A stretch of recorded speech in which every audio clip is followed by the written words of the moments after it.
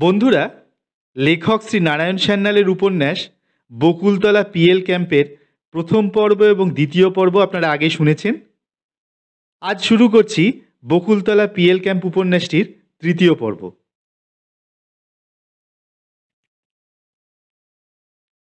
আপনি এই ব্যারাকে থাকেন?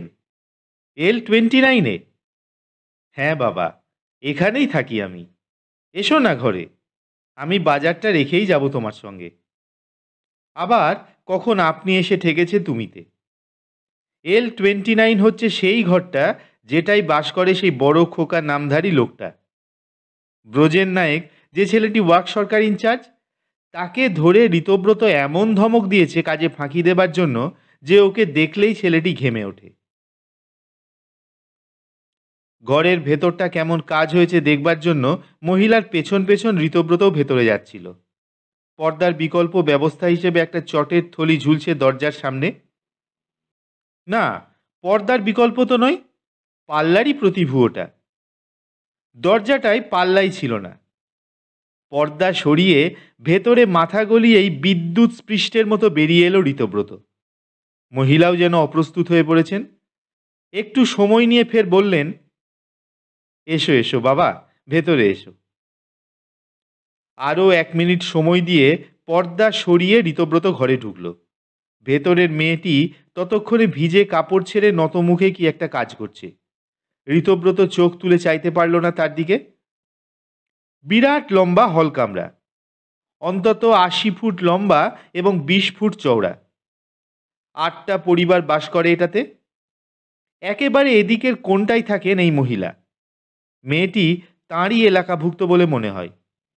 একটা নারকোলের দড়ি টাঙানো রয়েছে অন্যান্য অংশ থেকে তাঁর এলাকাটা পৃথক করে। দড়ির ওপর আড়াআড়ি করে ঝুলছে একখানা শাড়ি। দ্বিতীয় খোপটায় বসে আছে বড় খোকা। শালের খুঁটিতে হেলান দিয়ে একটা বাঁশের মাসিতে ফু দিচ্ছিল অলসভাবে। অধিককার অংশগুলোতে দুর্দশাগ্রস্ত নরনারীর সাধারণ সংসার যাত্রা নির্বাহের দৃশ্য। কেউ ছেলেকে ঘুম পাড়াচ্ছে, কেউ রেশনের চালের কাঁকড় বাচ্ছে। ওপাশে একটা তোলা উনুনে ফুটছে সেদ্ধ ভাত। তার গন্ধে আমোদিত হয়ে আছে সারা হল কামরাটা। কোনায় এক বৃদ্ধ বসে বিড়ি পাকাচ্ছেন। এক গাল সাদা ধপধপে দাড়ি, অনেকটা ব্রোজেন শিলের মতো চেহারা। মাঝখানের একটা খুপড়িতে চিত হয়ে শুয়ে আছে একটা পাগল। লোকটা বিড়বিড় করে আপন মনে কি বকছে। দুটো বেড়াল বাচ্চা খেলা করছে এ কোনায়। ওরা বোধহয় পিএলদের স্থায়ী পোষ্য। পাগলটার পাশে ঘুমাচ্ছে একটা ন্যাংটো ছেলে, তারই এলাকাভুক্ত মনে হয়। অন্ধকারে সমস্ত হল কামরাটা গম গম করছে। জানলাগুলোর অধিকাংশতেই পাল্লা নেই, সারানো হয়নি এখনো। পচা দরমা, ভাঙা টিন, যে যা পেয়েছে চাপিয়েছে জানলার ওপর। বৃষ্টির ছাট থেকে আত্মরক্ষা করতে হবে ওদের। ফলে সমস্ত হল কামরাটা পরিণত হয়েছে অন্ধকারে। কিন্তু সেই অন্ধকারের মধ্যেও হিংস্র সাপদের মতো জ্বলছে বড় খোকার চোখ দুটো। লেহন করে ফিরছে সদ্য স্নাতা নতমুখী মেয়েটার সর্বাঙ্গ। ঋতব্রত বুঝতে পারে ওর তীক্ষ্ণ দৃষ্টি থেকে আত্মরক্ষা করতেই মেয়েটি টাঙানো কাপড়ের আড়ালে ভিজে কাপড় ছাড়ছিল তখন। ওর দিকে পিছন ফিরলে যে দরজার দিকে মুখ করতে হয়, একচক্ষু হরিণের মতোই তা খেয়াল করেনি বেচারি। আসুন আমার সঙ্গে। মহিলা ঋতব্রতকে সঙ্গে করে পথে নামেন।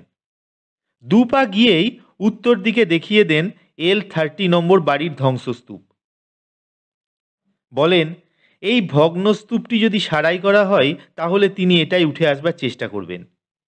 ঋতব্রত এতক্ষণে বুঝতে পেরেছে কেন উনি বারবার পার্টিশন দেওয়ালের কথা বলেন, কেন ওই পাকা হলঘর ছেড়ে এই ভগ্ন স্তূপের মধ্যে আশ্রয় নেবার ব্যাকুলতা।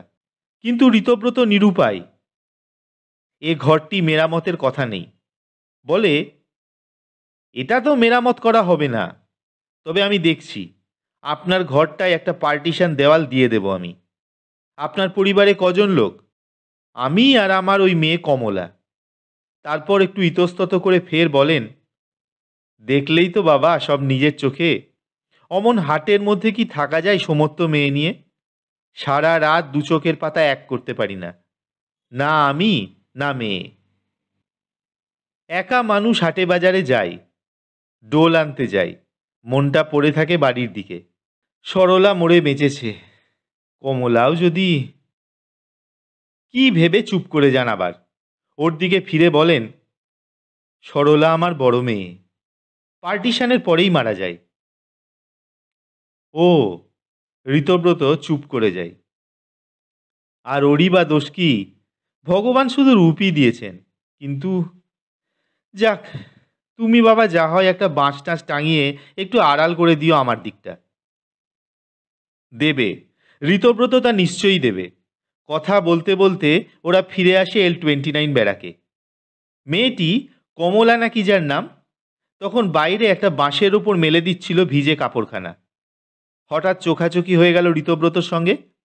তৎক্ষণাৎ সে দৃষ্টি নত করল। সত্যিই সুন্দরী মেয়েটি, বছর 17 বয়স হবে। ঠিকই বলেছে ওর মা, যে রূপ হতে পারত ওর পক্ষে পরম কাম্য নিজের বাড়িতে, এখানে এই পরিবেশে সেই রূপ যৌবনই হয়তো হয়ে পড়েছে তার চরমতম শত্রু। এই হলাহল প্রভব পঙ্গ সমুদ্রের মাঝ থেকে কি করে উঠে এলো এমন সদ্য স্নাতা কমলা সুধাভাণ্ড হাতে? মনের পটে ভেসে উঠল ঋতব্রতর গ্রিক ভাস্কর্যের সদ্য স্নাতা ভেনাসের ছবি, আর তারই পাশাপাশি ফুটে উঠল আর একখানা চিত্র। ছি! অন্তর্বাসী পশুটার গলা টিপে ধরেছে ঋতব্রত। অন্য কোনো সুদৃশ্যের কথা মনে করবার চেষ্টা করল সে। বোটানিক্যাল গার্ডেনের ফুলের সম্ভার, গঙ্গায় সূর্যাস্ত, অন্যদিকে মন দিতে হবে তাকে। অন্য কোনো দৃশ্য, অন্য কোনো ছবির কথা। মনের নেগেটিভটার ওপর বারবার নিতে লাগলো অন্যান্য ছবির স্ন্যাপশট, যাতে প্রথম আলেখ্যটার আর পাঠোদ্ধার করা না যায় কোনো দিন। কথা হচ্ছিল তফাদারের বাড়ির বারান্দায় বসে। সন্ধ্যা আসরে ওরা দুজনে বসে গল্প করছে। ঋতব্রত বললে, এবার আপনার বাড়িটায় হাত দেওয়া যাক। আপনার ঘরের চালটা তো ঝাঁঝরা হয়ে গেছে, এটা এতদিন সারাইনি কেন সেনগুপ্ত? আমিই বারণ করেছিলাম। আপনি? কারণ? এমনিতেই মশাই কত কথা শুনতে হয় আমাদের। আমি আপনার ঠিকাদারকে ডেকে বলে দিয়েছি সব ব্যারাক সারিয়ে সব স্টাফ কোয়ার্টার মেরামত করে তবে আমারটাই হাত দেবে। কোনো শালা না বলতে পারে কিছু, বলে হা হা করে হাসলেন খানিক। তারপর বললেন, তা যেন হলো, কিন্তু মিস্টার আউট অফ প্লাম্বের পেছন আপনি লেগেছেন কেন বলুন তো? দিন না মশাই ওর লেডিজ রুমটা করে। না, উনি তো লেডিজ ওয়েটিং রুমটা চান না। উনি বলেন ওর বাড়িতে চাকরদের একটা ঘর করে দিতে। আহ, আবার আপনি উল্টোপাল্টা কথা বলেন। সেদিন বললাম না আপনাকে, চাকরের ঘর নয়, ওটাই লেডিজ ওয়েটিং রুম। বউকে আনেননি, মাঝে মাঝে ওকে লেডিদের এন্টারটেন করতে হয় নাকি? একখানা ঘরে অসুবিধা হওয়া স্বাভাবিক, পাশে আর একটা ছোট কামরা থাকলে কত সুবিধে। স্তম্ভিত হয়ে যায় ঋতব্রত। এত কথা জানতো না সে। আপনি আর জানবেন কোথা থেকে? এ ক্যাম্পে শ্রীমান নক্র এবং শ্রীযুক্ত ভৈরবচন্দ্র হচ্ছেন যুগল কেষ্ট ঠাকুর। রাসলীলার অনেক খবরই পাই। এক একবার ইচ্ছেও হয় হাতে নাতে ধরে কিছু শিক্ষা দিয়ে দিই। তারপর ভাবি, মরুগ্গে যাক, ক্যাম্পের মেয়েরা যদি 2 পয়সা রোজগার করে আমি বাধা দেবার কে? তবে মাঝে মাঝে এমন বিশ্রী খবর আসে, মানে অর্থনৈতিক চাপে তিল তিল করে ভদ্রঘরের মেয়েকে এমন ছিপে খেলিয়ে গাঁথে ওরা যে ভাবলে মাথায় রক্ত চলে যায়। আপনি জানেন, ক্যাম্প থেকে দৈনিক রেল স্টেশনে মেয়ে চালান যায়। তারা ফেরে ভোরের বাসে। ঋতব্রত বিহবল হয়ে পড়ে। বিশ্বাস করতে প্রবৃত্তি হয় না তার। আপনি কি করে জানলেন এত কথা? আমি তো কই শুনিনি কিছু। আপনার না শুনলেও চলে, আমার পক্ষে সব খবর রাখতে হয়। কার হাঁড়িতে কত চাল মাপা হয় তা পর্যন্ত খবর রাখতে হয় আমাকে। ও হ্যাঁ, ভালো কথা, আপনার বিরুদ্ধে সাধুচরণ ডাক্তার কিন্তু গুরুতর অভিযোগ এনেছে ওপরওয়ালার কাছে। তাই নাকি? আমার বিরুদ্ধে? কেন? আপনি নাকি তার মেল ওয়ার্ডটা সময় মতো সারিয়ে দেননি, ঘর চাপা পড়ে 2জন লোক জখম হয়েছে। ব্যাপারটা কি মশাই? ব্যাপারটা যে কি হয়েছিল ঋতব্রত ঠিক জানে না। সেনগুপ্ত বলেছিল তার কথা মতো 6টা পুরনো শালের খুঁটির বাট্রেস দিয়ে দিয়েছিল বাইরে থেকে। তা সত্ত্বেও ঘরখানা পড়ে গেছে। ওয়ার্ক সরকারও তাই বলেছে। মেজারমেন্ট বইতে উল্লেখ আছে 6টা বল্লার কথা। অথচ ডাক্তারবাবু এবং তার লোকজনেরা বলে শালের খুঁটি আদৌ দেওয়া হয়নি। চাপা পড়া ঘরটার তলা থেকে অবশ্য অনেক শালের খুঁটি বেরিয়েছে, তবে সেগুলো আগে থেকেই ছিল কিনা বলা শক্ত। সেনগুপ্তর সঙ্গে এই নিয়ে সাধুচরণের বেশ মতান্তর হয়ে গেছে। ওকে চুপ করে যেতে দেখে তফাদার নিজেই কথার মোড় ফেরালেন। হ্যাঁ, আপনাকে আর একটা অনুরোধ করব। বলুন। ওই মেয়েটাকে কি নাম যেন? হ্যাঁ, কুসুম। ওকে আমিই দিয়েছিলাম আপনাকে। আপনি ওটাকে আজই জবাব দিন। আজকালের মধ্যেই আপনাকে আর একটা নতুন লোক দিচ্ছি আমি। কেন বলুন তো? মেয়েটি তো কোনো দোষ করেনি। করেছে মশাই, করেছে। সে খবর আপনি রাখেন না। গত বুধবার ও অজ্ঞান হয়ে পড়ে যায়নি আপনার কলতলায়? হ্যাঁ, আপনি কি করে জানলেন সে কথা? ওই তো বললাম, ক্যাম্পের সব খবর আমাকে রাখতে হয়। তা অজ্ঞান হয়ে যাওয়াটা কি অপরাধ? অপরাধ সেটা নয়। অজ্ঞান হয়ে যাবার পর আপনারা ওকে হাসপাতালে নিয়ে যান। সেখানেই প্রকাশ পেয়েছে সে অসুস্থা। অসুস্থা? কিন্তু কাজকর্ম তো করছে ঠিকই। আপনি মশাই বড় বাজে বকান। খবর পেয়েছি মেয়েটির স্বভাব চরিত্র ভালো নয়। এ কথা সেদিন রামশরণও বলেছিল বটে। সেদিন ওর কথাটা বিশ্বাস হয়নি, আজও হলো না। ও তখন আগ্রহ দেখালো কুসুমের কাহিনী বিস্তারিত জানবার জন্য। কুসুম এখানে প্রথম আসে একটা বছর তিনেকের শিশু নিয়ে। অল্পদিন পরেই ওর ঘরে যাতায়াত করতে দেখা গেল একটা লোককে। কঙ্কালসার প্রৌঢ় একটি লোক। কুসুম ক্যাম্পে ভর্তি হবার সময় বলেছিল তার বাপ মা ভাই বোন অথবা শ্বশুরকুলের কেউ জীবিত নেই। 3 বৎসরের শিশুপুত্রটি নিয়ে একেবারে একা সে আশ্রয় নেই এই আশ্রয় শিবিরে। পরে এই বিধবাটিকে পিএল তালিকাভুক্ত করা হয়। তাই হঠাৎ ওই প্রৌঢ় লোকটির যাতায়াতে সন্দেহ হলো তফাদারের। ডেকে পরিচয় নিলেন। লোকটি নাকি কুসুমের মামাতো বড় ভাই। নাম তারাপদ। কুসুম থাকতো HQ ব্যারাকে। মাঝে মাঝে ওর দাদা তারাপদ আসে, খোঁজ খবর নেয়। দু একবার জামা কাপড়ও এনে দিয়ে যায়। শেষে একদিন HQ ব্যারাকের কয়েকজন বাসিন্দা এসে নালিশ করল কুসুমের সঙ্গে তারাপদর সম্পর্কটা সন্দেহজনক। অবাঞ্ছনীয় পরিস্থিতিতে নাকি দেখা গেছে ওদের দুজনকে দু একবার। কথাটা তফাদার কানেই তোলেননি। কারণ এ জাতীয় অভিযোগ কানে তুলতে গেলে ক্যাম্পের পরিচালন করা অসম্ভব। মাসের 30 দিনই উপস্থিত হয় এই রকমের অভিযোগ। দিন যায়, আবার নালিশ আসে তার কাছে। তারাপদ নাকি যক্ষা রোগাক্রান্ত, তার ক্যাম্পে আসা বন্ধ করতে হবে। এবার অভিযোগটা উপেক্ষা করা সম্ভব হলো না, কারণ সেটা এসেছিল এবার লিখিতভাবে। ডাক্তার সাধুচরণ এবার অভিযোগকারী। কুসুমের বাচ্চাটার হয়েছিল টাইফয়েড। তাকে চিকিৎসা করতে গিয়ে কুসুমের শুভাশুভের প্রতি আকৃষ্ট হন সাধুচরণ। তারাপদর উপস্থিতিটা তার বরদাস্ত হয়নি। তাকে পরীক্ষা করে ওই পত্র পাঠান তিনি ক্যাম্পের মঙ্গলাকাঙ্ক্ষায়। তারাপদকে ডেকে পাঠানো হলো। এসে দাঁড়ালো আবার কঙ্কালসার লোকটি। চোয়ালের হাড় দুটো উঁচু হয়ে আছে, চোখ দুটো গভীর গর্তের থেকে ঠিকরে বেরিয়ে আসতে চায়। বাধা দিয়ে ঋতব্রত বললে, আচ্ছা, লোকটার কি ডান গালে বড় একটা আঁচিল আছে? হ্যাঁ। আপনি কি করে জানলেন? এই লোকটাকেই তাহলে ঋতব্রত দেখেছে। লোকটা প্রায়ই আসে। ওর বাড়ির সামনের গাছতলাটায় বসে থাকে উবু হয়ে। কখনো কথা বলতে দেখেছে বাড়ির পেছনে কুসুমের সঙ্গে। এত কথা ঋতব্রতের হয়তো মনেই থাকতো না। শুধু লোকটার কঙ্কালসার চেহারাটাই স্মরণ করিয়ে দিল সব কথা। কি করে যে দেহের ভারসাম্য রক্ষা করে শীর্ণ পা দুটো, এটাই যেন বিস্ময়। অবশ্য ওজনই বা কত হবে তার? নিন চা খান। এটি আমার মেয়ে উমা, কলকাতায় স্কুলে পড়ে। গ্রীষ্মের ছুটিতে এসেছে বাপের কাছে। হাত দুটি তুলে নমস্কার করে উমা। কতই বা বয়স? লীলার বয়সী হবে বোধহয়। লীলা ঋতব্রতর ভাইঝি, ওর মেজদা দেবব্রতর বড় মেয়ে।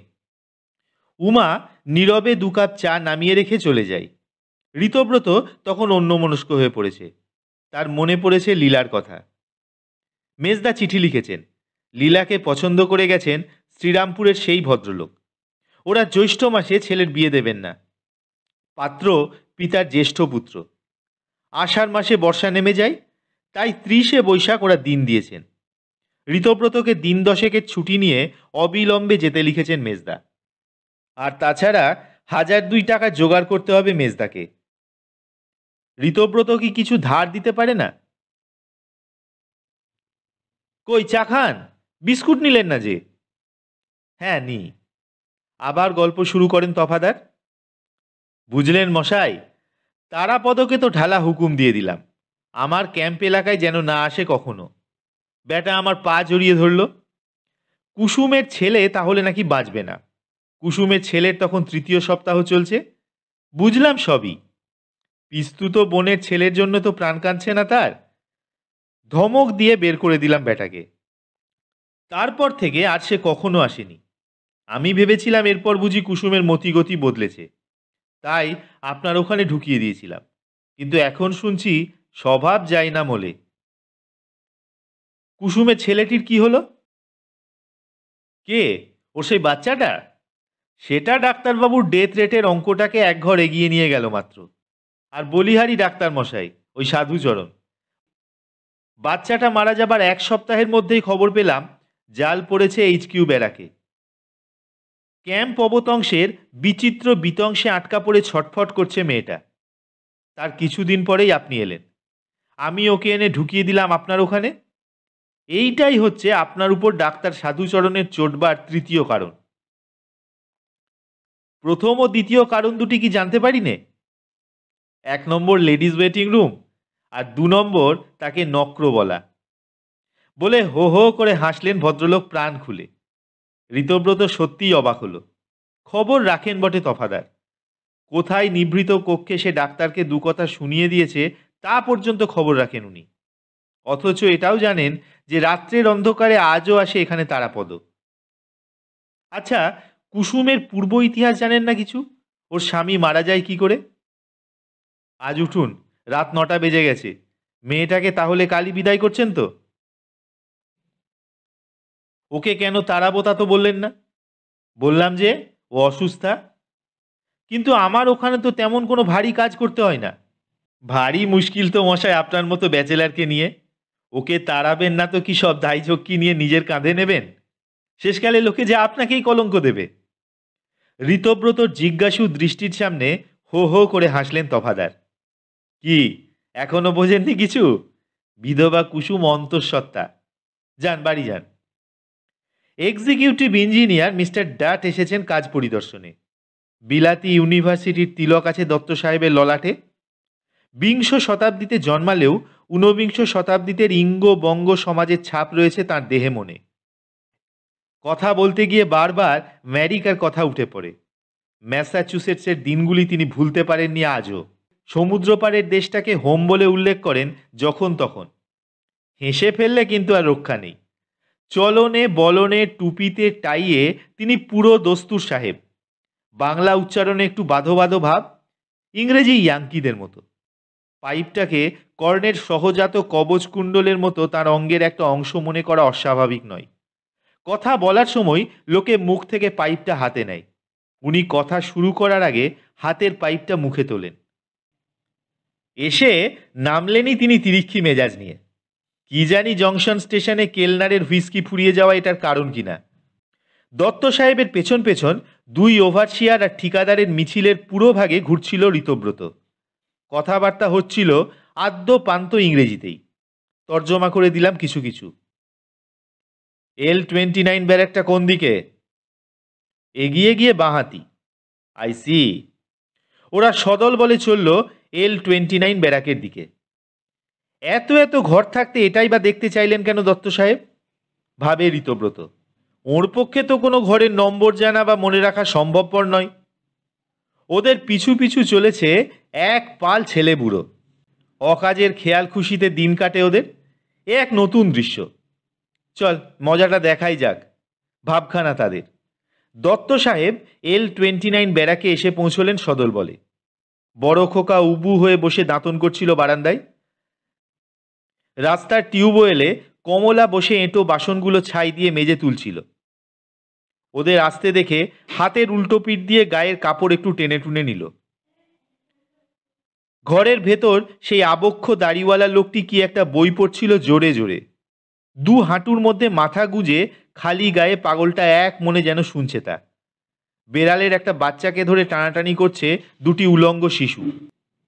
ওদের ঢুকতে দেখে সবাই যে যার হাতের কাজ বন্ধ রেখে এগিয়ে এলো। এলো না কমলা, আর এলো না পাগলটা। একটা শিশুকে আঁকড়ে ধরে বসে থাকলো সে একটু দূরে। এ ঘরে কটা শালবল্লী বদলানো হয়েছে? প্রশ্ন করেন দত্ত সাহেব। 41টা স্যার, জবাব দেয় জীবেন কর। এমবি খুলে খাতাটা বের করে ধরে সে। লেট মি সি, দেখি কোন 41টা। জীবেন আর ব্রজেন একে একে গুনে যেতে লাগলো। বাধা দিয়ে দত্ত সাহেব বললেন, কিন্তু সবগুলোতেই তো আলকাতরা মাখানো, কোনটা নতুন কোনটা পুরনো বুঝবো কি করে? পুরনো বল্লায় আলকাতরা দিয়েছ কেন? জীবেন তাকায় সেনগুপ্তর দিকে। সেনগুপ্ত ফিরল ঋতব্রতর দিকে। Are you all Dam? বোবা নাকি সব? পুরনো বল্লায় আলকাতরা দেওয়া হয়েছে কার হুকুমে জানতে পারি কি? ঋতব্রত এগিয়ে আসে। আমিই বলেছিলাম স্যার। And why? কেন? ঠিকাদারের মাল বেশি এসে গিয়েছিল, তাই কিছু বল্লাতে লাগিয়েছে। তার মাপ তোলা হয়নি।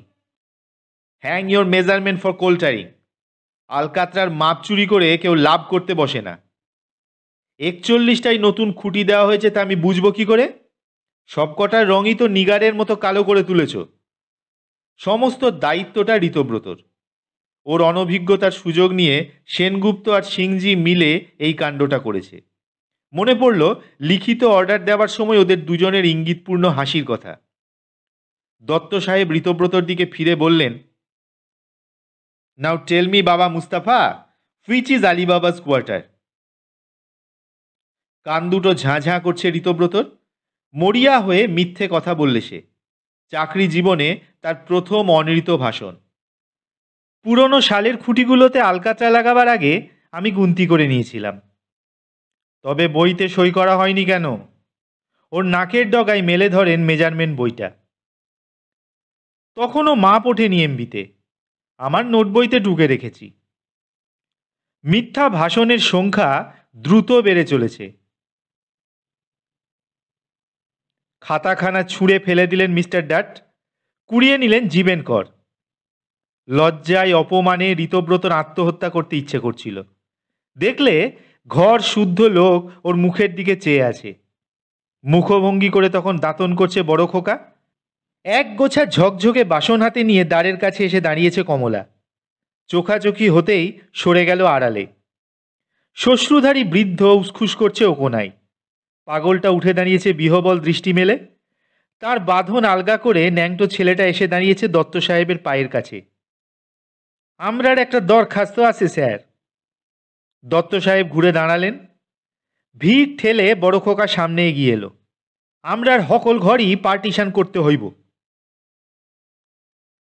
টেল them no partition should be constructed. Sengupta তর্জমা করে বললে, পার্টিশন করা হবে না কোথাও। এইটা তবে কি? কমলাদের ঘরের অসমাপ্ত পার্টিশনটার দিকে দাঁতনটা উঁচু করে দেখালো বড় খোকা। Yes, what's it? I think it's not again in your directions boss. হ্যাঁ, এটাও আমিই করতে বলেছি। বিশেষ কারণ ছিল। Speak in English boss. I don't like these heathens should follow us. I had special reasons, sir. Special reasons? My foot. তারপর জীবনের দিকে ফিরে বললেন, এটাকে ভেঙে দাও। অপমানে লজ্জায় লাল হয়ে উঠেছে ঋতব্রতর মুখ। পাশ ফিরতেই নজরে পড়ল দেওয়াল ঘেঁষে দাঁড়িয়ে আছে ম্লান হয়ে যাওয়া মা ও মেয়ে। আবার চোখাচোখি হলো ঋতব্রতর সঙ্গে। খুক খুক করে কেসে উঠল ওপাশ থেকে বড় খোকা। এক থু! বাইরে থুতু ফেলে এলো সে। না, ওটা ভাঙবে না জীবেন। হঠাৎ বেরিয়ে গেল ঋতব্রতর মুখ দিয়ে। By Jove, what do you mean? ঘুরে দাঁড়ালেন এক্সিকিউটিভ ইঞ্জিনিয়ার মিস্টার ডাট। কড়া মেজাজের অফিসার বলে সারা ডিপার্টমেন্টে যার সুখ্যাতি আছে। ঋতব্রত তখন মরিয়া। মুহূর্তের মধ্যে চরম অবস্থাটাও ভেবে নিয়েছে সে। পদত্যাগপত্র? হ্যাঁ, তাতেও সে পেছোপা হবে না। তারপর দেখল জিজ্ঞাসু নেত্রে চেয়ে আছেন mister Dutt. I mean I shall bear the cost from my own purse. I have already given her words. Her? চকিতে মিস্টার ড্যাটের নজরে পড়ে কমলা এক দৃষ্টে চেয়ে আছে অপমানে লাল হয়ে যাওয়া ঋতব্রতর মুখের দিকে। I see, a lady in question. Well then as you please. খুশি হয়ে ওঠেন মিস্টার ড্যাট। নিজের যৌবনের দিনগুলোর কথা মনে পড়ে সম্ভবত। হঠাৎ পাশে দাঁড়ানো ন্যাংটো ছেলেটাকে প্রশ্ন করেন, তোমার নাম কি আছে? হয়তো সাহেব দেখতে অভ্যস্ত নয়, নয়তো অনভ্যস্ত এ জাতীয় খাস্তা বাংলায়। ছেলেটি ফ্যাল ফ্যাল করে চেয়ে থাকে শুধু। দত্ত সাহেব হিপ পকেট থেকে একটা আধুলি বের করে গুজে দিলেন ন্যাংটো ছেলেটার হাতে। মিষ্টি খাবে তুমি? হঠাৎ লাফ দিয়ে পড়ে ওপাশ থেকে পাগলটা। ছেলেটার হাত থেকে আধুলিটা কেড়ে নিয়ে ছুঁড়ে দেয়, ঠিক যে ভঙ্গিতে মিস্টার ডাট ছুঁড়ে ফেলে দিলেন মাপের খাতাখানা। তারপর নগ্ন শিশুটিকে কোলে তুলে নিয়ে তাকে বললে, টাইম অন ডানা, ও সেট ডোনা ফেরেন্টেস মাই বয়। সমস্ত ঘরটা তখনও নির্বাক বিস্ময়ে স্তব্ধ। অশিক্ষিত পাগলটা যে হ্যাট ম্যাট ফ্যাট করে ইংরেজি বলবার ব্যর্থ চেষ্টা করবে, এটা যেন অবিশ্বাস্য। সকলের উপর দৃষ্টিটা বুলিয়ে নিয়ে পাগল তার শিশুকেই আবার বললে, I am speaking Latin, my child. I don't like that conversations of the heathens be followed by this English-speaking gentleman too. এবার কান লাল হবার পালা মিস্টার ডাটের। অপমানের লজ্জায় তিনি বেগুনি হয়ে গেলেন। ঋতব্রত পরে জেনেছিল পাগল ময়মনসিং জেলা স্কুলের রিটায়ার্ড হেডমাস্টার, ডবল এমএ। কুসুমের জীবনের মাঝের অংশটা অর্থাৎ যৌবনাংশ সংগ্রহ করেছিলাম ম্যাডাম বোসের কাছে। গিয়েছিলাম ঋতব্রতর বাসায় ওটা জোগাড়ের চেষ্টায়। সে বাড়ি ছিল না। মিসেস বোস বসালেন আমাকে, চা খাওয়ালেন। আমার উপন্যাস কতদূর অগ্রসর হলো সে বিষয়ে আগ্রহ প্রকাশ করলেন। বারবার বললেন, আমার কথাটা লিখেছেন তো? কই, কি লিখেছেন দেখি? আমার কিন্তু অনেক কোয়ালিফিকেশনস আছে। সব কথা লিখছেন তো? আশ্বাস দিলাম তাকে। যথাযোগ্য সম্মান দেব প্রত্যেকটি চরিত্রকেই, অর্থাৎ আমার রচনা শৈলীতে যতখানি সম্ভব। একটু পরেই বললাম, আজ উঠি। এসেছিলাম যে উদ্দেশ্যে তা তো আজ হলো না দেখছি। উদ্দেশ্যটার বিষয়ে উনি আগ্রহ প্রকাশ করলেন। শুনে বললেন, ও মা, তাই নাকি? কুসুমের কথা সেই পর্যন্ত লিখে ফেলে রেখেছেন? আচ্ছা দাঁড়ান, দেখি আপনাকে সাহায্য করতে পারি কিনা। উঠে গিয়ে আঁচল থেকে চাবি নিয়ে আলমারিটা খুললেন। তারপর একটা কাঠের ছোট বাক্স খুলে বের করলেন এক তাড়া চিঠি। বেছে বেছে একখানি নিয়ে বসলেন আমার সামনে। শুনুন, মানে সবটা শুনে কাজ নেই আপনার, না হলে এটাই দিয়ে দিতে পারতাম আপনাকে। তারপর নিজের মনেই পড়তে লাগলেন। কোথা থেকে শুরু করবেন বোধহয় তাই স্থির করতে পারছিলেন না। জানি তো ঋতব্রতকে, এত এলোমেলো কথাই লিখতে পারে। হয়তো মিসেস বোসের লজ্জা পাওয়ার মতো কোনো কথাও আছে ওটাই। হঠাৎ একটা দুষ্ট বুদ্ধি চাপলো মাথায়। অতর্কিতে ছোঁ মেরে তুলে নিলাম চিঠিখানা। হকচকিয়ে উঠলেন মিসেস বোস। খানিকটা হাত কাড়াকাড়ির পর চিঠিটা নিরাপদ আশ্রয় লাভ করলো আমার বুক পকেটে। এ আপনার ভারী অন্যায় কিন্তু। ছি ছি, দিয়ে দিন বলছি ও চিঠি। না, ওখানে কিছুতেই দেখতে পাবেন না আপনি। উনি ভীষণ রাগ করবেন কিন্তু। উনি যদি ভীষণ রাগই করেন তবে সামলাবেন আপনি। চিঠিখানা যার লেখা তার আবার মালিকানা কিসের? যার বাক্স থেকে খুঁজে পাওয়া যায় সত্যটা তারই। আর আপাতত যখন আমার বুক পকেটে আছে তখন মালিক আমি। এখন মনে হয় ঋতব্রতর আগের চিঠিখানার ঠিক পরেই এটা লেখা। ইতিমধ্যে কলকাতা থেকে ওর একখানা চিঠি এসেছে দেখা যাচ্ছে। সুচরিতাশু, তোমার 21শে বৈশাখের চিঠি এইমাত্র পেলাম। তোমার পত্রপ্রাপ্তি এবং আমার কলম বের করে লিখতে বসার মধ্যে আমার ঘড়ির বড় কাঁটাটা একটা সমকোণ রচনা করবারও সময় পেল না। বোঝো কত ভালো ছেলে হয়েছি। কুসুমের গল্পটা কি হবে জানতে চেয়েছো তুমি, অর্থাৎ ছোট গল্প, বড় গল্প অথবা উপন্যাস। এবার ভারী মুশকিলে ফেলেছো কিন্তু। সেটা আমি কি জানি? আমার কাছে তো এর তিনের বার, একটা জীবনী। তোমার কলমের ডগায় সেটা কী রূপ পরিগ্রহ করবে তা আমি কি করে বলবো? কুসুমের কথা বলছি, কিন্তু তার আগে তোমাকে জানাতে চাই, ইতিমধ্যে তোমাদের কাগজের জন্যে একটা কবিতা লিখেছিলাম। নিশ্চয়ই যত্ন করে তুলে রেখেছি কোথাও, তবে কোন বাক্সের কোন খাপে অথবা কোন বইয়ের কোন ভাঁজে তা এখনও উদ্ধার করতে পারিনি। তুমি কুসুমের কথা জানতে চেয়েছো, কিন্তু এখন আর তার গল্প লিখতে ইচ্ছে করছে না। এখন লিখতে ইচ্ছা করছে অন্য একটি মেয়ের কথা। তার নাম কমলা। মেয়েটি সত্যিই যেন কমলা। এই পঙ্কিল পরিবেশে কি করে ফুটলো অমন কমল, তাই ভাবি। অবশ্য পঙ্কেই তো কমল জন্মায়। মেয়েটিকে দূর থেকে আমি কয়েকবার দেখেছি মাত্র, কথাবার্তা বলার সুযোগ হয়নি। প্রথম তাকে দেখি একটি অসতর্ক মুহূর্তে। সব কথা তোমাকে আজকে লিখতে পারলাম না, ভগবান যদি দিন দেন তখন জানাবো। তবে প্রথম দর্শনের পর থেকেই ওর নামে একটা কবিতা লিখবো ভাবছি। ইস, অত চটে যাচ্ছ কেন? আরে না না, মিথ্যে গল্প বানাচ্ছিলাম। কমলা বলে কোনো মেয়েই নেই ক্যাম্পে। হ্যাঁ, কুসুমের কথা কোথায় শেষ করেছিলাম যেন? সেই বসুধা লিঙ্গন ধূসর স্তনী বিলোলাপ ও বিকীর্ণ মূর্ধজা অবস্থায়। আরে হ্যাঁ বাপু, 13 বছরের মেয়ের প্রতিও বর্ণনা খাটে না, সেটা আমিও বুঝি। শিশু ভাবে যেদিন আমি প্রথম বড় হব। শুনে তোমরা হাসো, মানুষ কি একদিনে বাড়ে? মানুষের বয়স বাড়ে দিনে দণ্ডে, পলে অনুপলে। তা কিন্তু সব ক্ষেত্রেই ঘটে না। অন্তত কুসুমের বয়স এক মুহূর্তেই বেড়েছিল 5 বছর, প্রায় রিপ ভ্যান উইঙ্কেলের মতো। পরদিন থেকে সে একেবারে অন্য মানুষ। ঘর থেকে বের হয় না, মায়ের হাতে হাতে কাজ করতে যায়। অনভ্যস্ত হাতে কিছুই করা সম্ভব হয় না, গাল খায় মায়ের কাছে।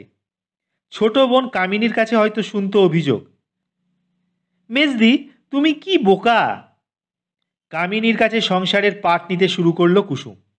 শিখল ড্রেস করে কাপড় পরতে গেলে আঁচলের জন্য কতখানি কাপড় হাতে রেখে কোমরে কুচি গুঁজতে হয়। ঝাড় দেওয়া থেকে বিছানা পাতা, মোচা এঁচড় কোটা, ক্রমে রান্না করা, বড়ি দেওয়া, আচার বানানো। ঘরের জানলায় বসে বসে দেখত বাপের পাঠশালায় বসে সুর করে নামতা মুখস্থ করত ছেলের দল।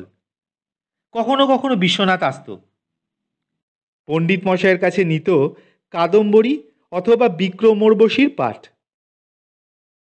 অপর্যাপ্ত পুষ্প স্তবকাবনম্রা শ্লোকটি পড়বার সময় বিশ্বনাথের দৃষ্টি বই থেকে উঠে আটকে যেত পাশের বাতায়নে। কিশোর বয়সের বন্ধুরা কুসুমকে ভুলল সহজেই। ভুলল না বিশ্বনাথ। সে তখন তারুণ্যের মধ্য গগনে। নতমুখী ভর্ৎসিতা বালিকার মুখখানা আর কিছুতেই ভুলতে পারল না সে। কুসুম তার বিচরণ ক্ষেত্র সংকীর্ণ করল বটে, কিন্তু বাহির বিশ্ব তাকে ক্ষমা করল না। ওকে মাঝে নিয়ে যে ঝগড়াটা হয়েছিল, সেটাকে বালসুলভ চপলতা বলে উড়িয়ে দেওয়া সহজ ছিল বালকদের পক্ষেই। সমাজপতিরা অত সহজে ক্ষান্ত হলেন না। আব্দুলের বাপ এসে পণ্ডিতকে শাসিয়ে গেল। পাড়ার 5 জন ভদ্রলোকও এসে 5 কথা শুনিয়ে গেলেন নিরীহ পণ্ডিতকে। ঘরের মধ্যে চুপ করে সব সহ্য করল কুসুম।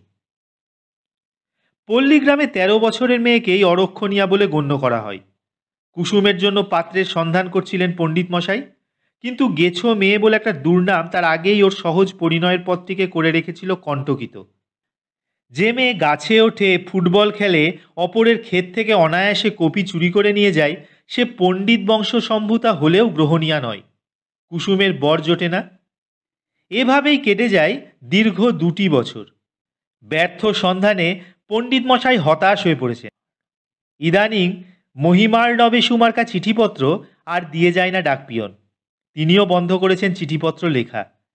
পণ্ডিত গৃহিণী এসে মাঝে মাঝে তাগাদা দেন, ওগো অমন হাত পা গুটিয়ে বসে থেকো না, যা হয় কিছু করো। পণ্ডিত জবাব দেন না।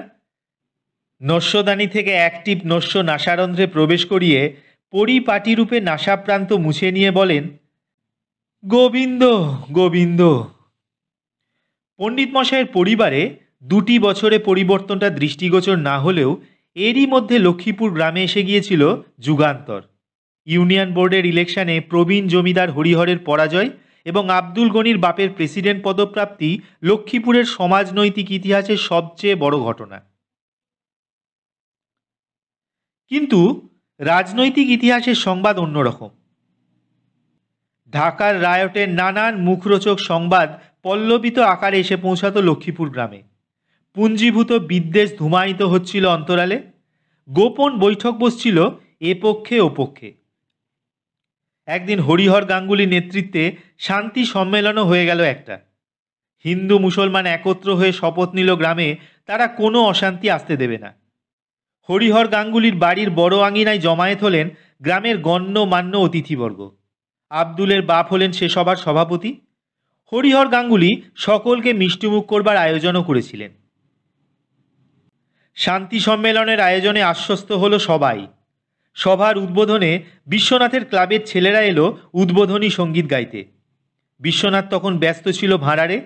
সমবেত কণ্ঠে বন্দে মাতরম সুজলাং সুফলাং গান শুরু হতেই সভাপতি উঠে দাঁড়ালেন। দেখা দেখি উঠে দাঁড়ালো সভাস্থ সবাই। চিকের পর্দার ওপাশে কুসুমরা বসেছিল, তারাও উঠে দাঁড়ালো। গান তখন চলেছে মলয়জ শীতলাং শস্য শ্যামলাং। সভাপতি মণ্ডপ ছেড়ে ধীরে ধীরে নেমে এলেন অন্যান্য গণ্যমান্য মুসলমান অতিথিরা। ছুটে আসেন হরিহর প্রমুখ উদ্যোক্তারা। ব্যাপার কি, চললেন কোথায়? মাপ করবেন গাঙ্গুলি মশাই, খোদা আপনার দোয়া করবেন, কিন্তু আমরা তো এ গান শুনতে আসিনি। এ গান সম্বন্ধে সব কথাই তো জানেন। অপমান করবার জন্যই যে আমাদের ডেকেছিলেন তা বুঝতে পারিনি। সে কি? বন্ধ হয়ে গেল বন্দে মাতরম সঙ্গীত। আপোষে স্থির হলো সারে যাহা সে আচ্ছা গাওয়া চলতে পারে, কিন্তু সে গান কারো জানা নেই। অগত্যা আবার আপোষে ঠিক হলো ধন ধান্যে পুষ্পে ভরা গাওয়া হোক। এ গান জানতো ক্লাবের ছেলেরা, কিন্তু কেউ রাজি হলো না গাইতে। বিশ্বনাথ এসে বললে, বন্দে মাতরম গাওয়া যেখানে পাপ, আমি বা আমার ক্লাবের ছেলেরা সেখানে থাকবে না। তেরে এলেন হরিহর গাঙ্গুলি, বাধা দিলেন সভাপতি। ওদের যেতে দিন গাঙ্গুলি বাবু, আমরা কিছু মনে করিনি। তিনি খবর রাখেন অনেক গূঢ় ইতিহাসের। জানতেন এ জাতীয় ছেলেদের মুখের বন্দে মাতরম সঙ্গীত লাঠিচার্জ করে, গুলি চালিয়েও থামানো যায় না। বিনা সঙ্গীতেই সভার কাজ সারা হলো। ক্লাবে ফিরে গিয়ে ছেলেরা সার দিয়ে শেষ করলো তাদের অসমাপ্ত সঙ্গীত। এ ঘটনার 7 দিন পরে প্রেসিডেন্টের বাড়িতে বসল মিলাদ শরীফ। গ্রামের ইতর ভদ্র সমস্ত হিন্দুর নিমন্ত্রণ ছিল সেদিন।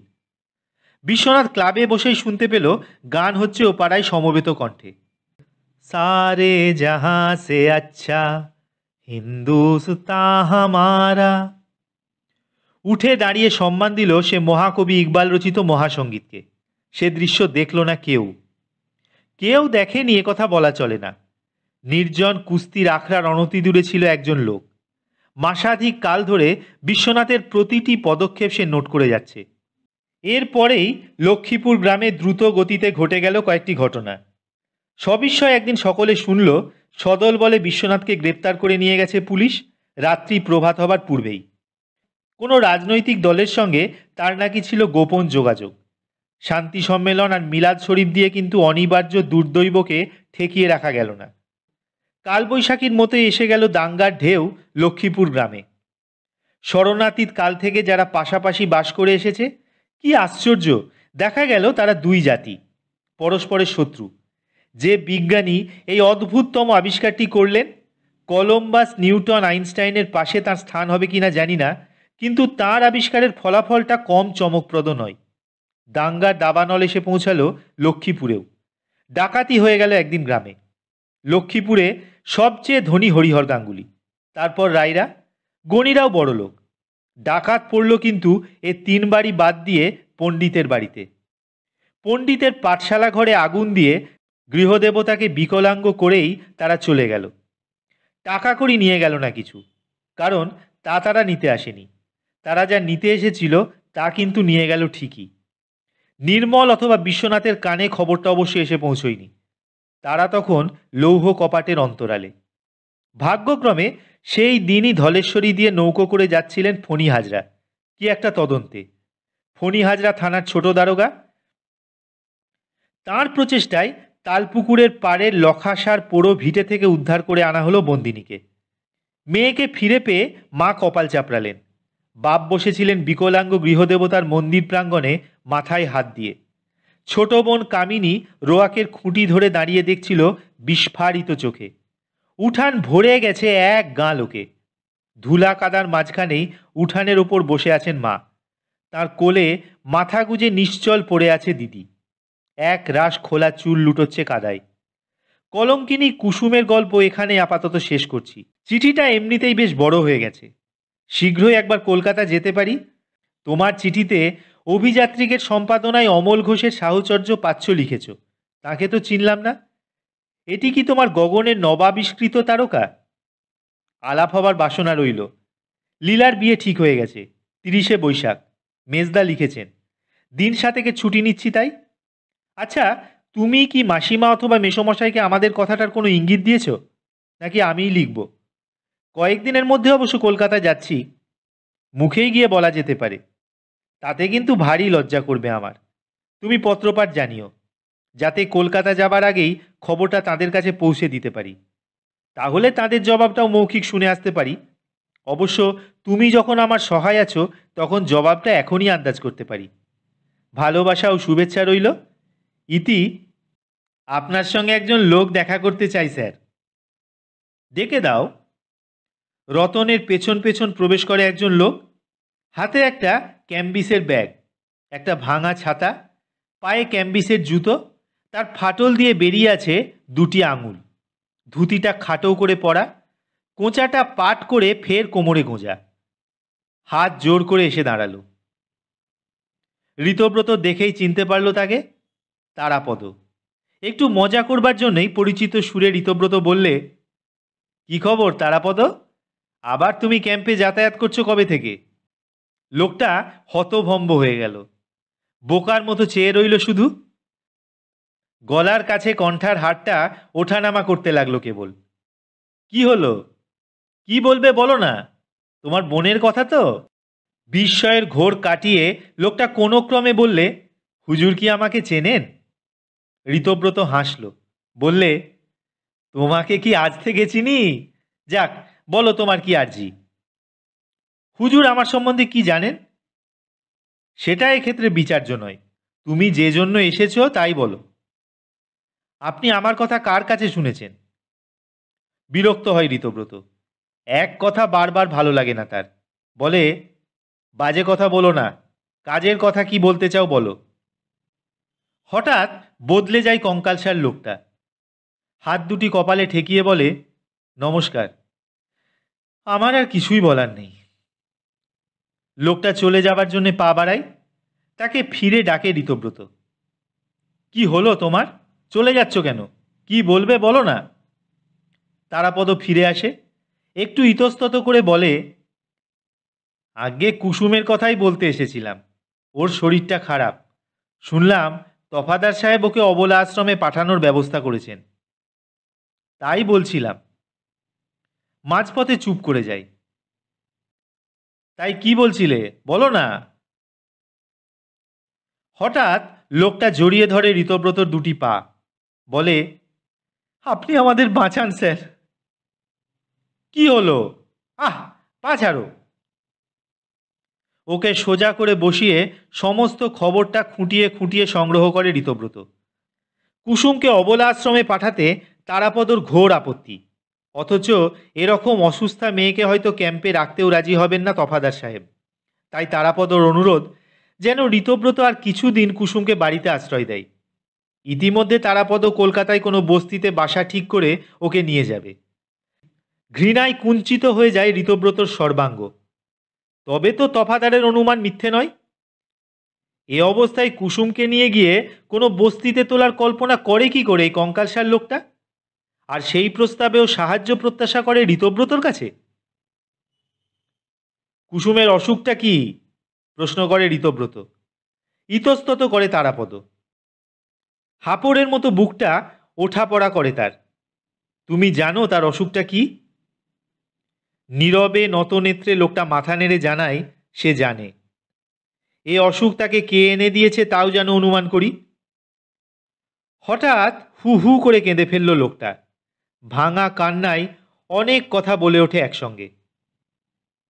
বিশ্বাস করুন, তার কোনো দোষ নেই। পাপ কুস্মি করতে জানে না। ওকে যারা চিনত তারা কল্পনাও করতে পারে না। আমি হলপ করে বলতে পারি কোনো অন্যায়, কোনো পাপ করেনি কুস্মি। আমি যদি মিথ্যা কথা বলে থাকি আজ, তবে যেন বজ্রাঘাত হয় আমার মাথায়। হাত দুটো শূন্যে উৎক্ষিপ্ত করে নাটকীয় ভঙ্গিতে। এক ধমকে থামিয়ে দেয় ঋতব্রত। সমস্ত জেনে শুনে কুসুমকে নিয়ে একসঙ্গে কোনো বাড়িতে ওঠার কল্পনা করছো কি করে তুমি? কলকাতায় কি সমাজ নেই? সেখানে পাড়ার ছেলেরা তোমাকে গুঁড়িয়ে ফেলবে না? কেন? অসহায় দুস্থা বোনকে নিয়ে এক বাড়িতে থাকা কি অন্যায়, পাপ? কুসুম আমার বোন, নিকট আত্মীয়। নিকট? কত নিকট? আজ্ঞে? লোকটা হয়তো শুনতে পায়নি ঋতব্রতর প্রশ্ন। দেখো, হাড় কখানির মায়া রাখো। তা যদি রাখো তাহলে আর ও পথে যেও না। পিস্তুত বোনের প্রতি যেটুকু কর্তব্য তুমি করেছ তাই যথেষ্ট।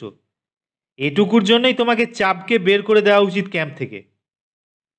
মাথা নিচু করে বসেছিল সে উবু হয়ে ওর চেয়ার থেকে অনতি দূরে। একটা দেশলাই কাঠি দিয়ে নীরবে মাটিতে দাগ কাটতে থাকে। আশ্চর্য, সেই প্রেতজনী সম্ভূত চরিত্রহীন যক্ষা রোগীটাকে কি করে সহ্য করে কুসুমের মতো মেয়ে? ভেবে বিস্ময় লাগে। কুসুমও এমন কিছু সুন্দরী নয়, কিন্তু অপূর্ব স্বাস্থ্যবতী। ছেলেবেলা থেকে তার ব্যায়ামপুষ্ট শরীরটা একটা বলিষ্ঠতা লাভ করেছে। বয়সের অঙ্কে হয়তো তার অতিক্রান্ত যৌবন, কিন্তু শরীরে কোথাও ছাপ পড়েনি এক তিল। পড়লে আজ হয়তো তার এ দুর্দশা হতো না। সাধুচরণের লোলুপ দৃষ্টি থেকেও হয়তো সে আত্মরক্ষা করতে পারত। আর ছিল তার চুল, কোমর ছাড়িয়ে নিতম্বের ওপর পড়ত খুলে দিলে। ঘন কৃষ্ণ কেশদাম যেন এক চালচিত্র রচনা করত। আশ্চর্য, অথচ এই চুলই একদিন কেটে ফেলেছিল সে নিজের হাতে। সেই অনুশোচনাতেই পরবর্তী জীবনে বোধহয় বেশি যত্ন নিয়েছে চুলের।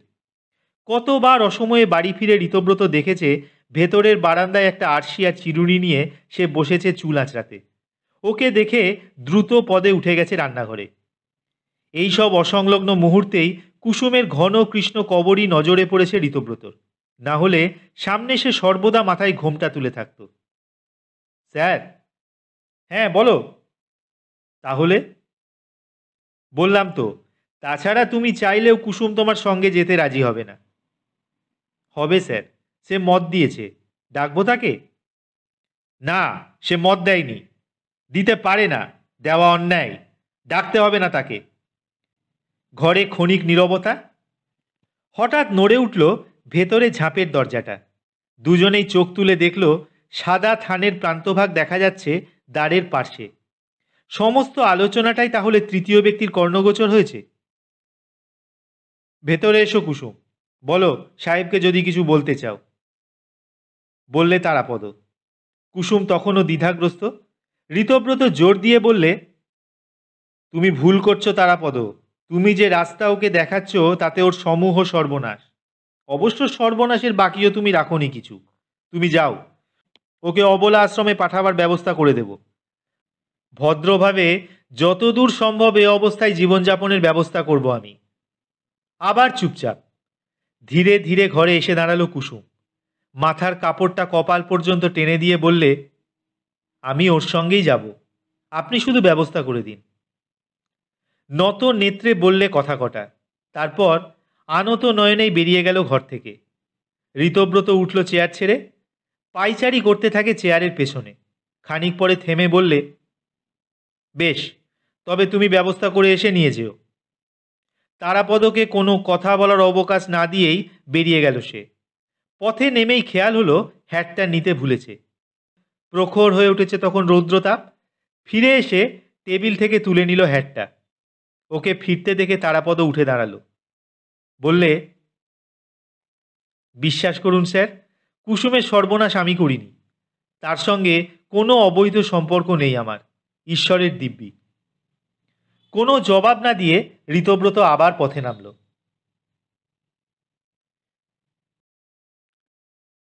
আপনারা শুনলেন লেখক শ্রী নারায়ণ সান্যালের উপন্যাস বকুলতলা পিএল ক্যাম্পের তৃতীয় পর্ব। আশা করি আপনাদের ভালো লেগেছে। যারা প্রথমবার আমাদের চ্যানেলটি শুনছেন তারা অবশ্যই আমাদের চ্যানেলটি সাবস্ক্রাইব করবেন। গল্পগুলি ভালো লাগলে আপনাদের প্রিয়জনদের সাথে, আপনাদের বন্ধুদের সাথে আমাদের গল্পগুলি শেয়ার করবেন। আপনারা সুস্থ থাকবেন, ভালো থাকবেন, আপনাদের প্রিয়জনদেরকেও সুস্থ রাখবেন, ভালো রাখবেন। নমস্কার।